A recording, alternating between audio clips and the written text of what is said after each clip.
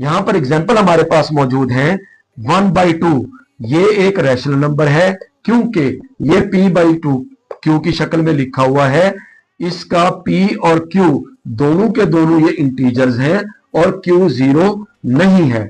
इसको जब हम डेसिमल फॉर्म में लिखते हैं तो हमारे पास आता है 0.5, जो कि एक टर्मिनेटिंग डेसिमल है। एक और एग्जांपल लेते हैं 3/4। इसको जब हम डेसिमल की फॉर्म में लिखते हैं तो ये हमारे पास आ जाता है 0.75।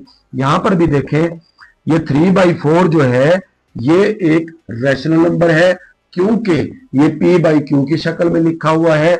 p और q 3 और 4 दोनों के दोनों इंटीजर्स हैं और q 0 नहीं है, यानी डिनोमिनेटर ये जो 4 है ये 0 नहीं है। इसको जब हम डेसिमल की फॉर्म में लिखते हैं तो हमारे पास आता है 0.75, जो कि एक टर्मिनेटिंग डेसिमल है।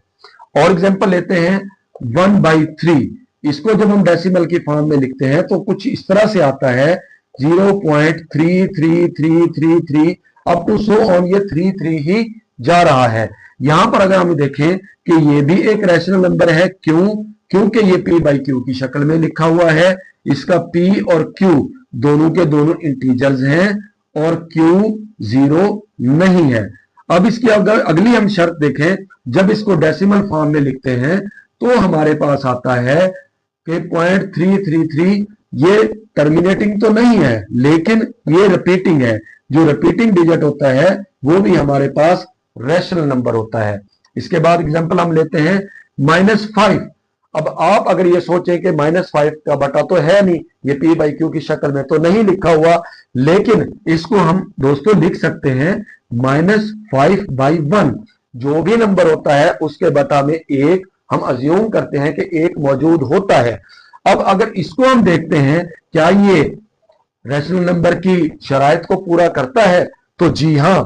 इस तरह से ये p/q की शक्ल में लिखा हुआ है, p और q दोनों के दोनों इंटीजर्स हैं। यहां पर -5 जो है ये माइनस इंटीजर्स के सेट में लाई करता है और एक जो है वो पॉजिटिव इंटीजर है।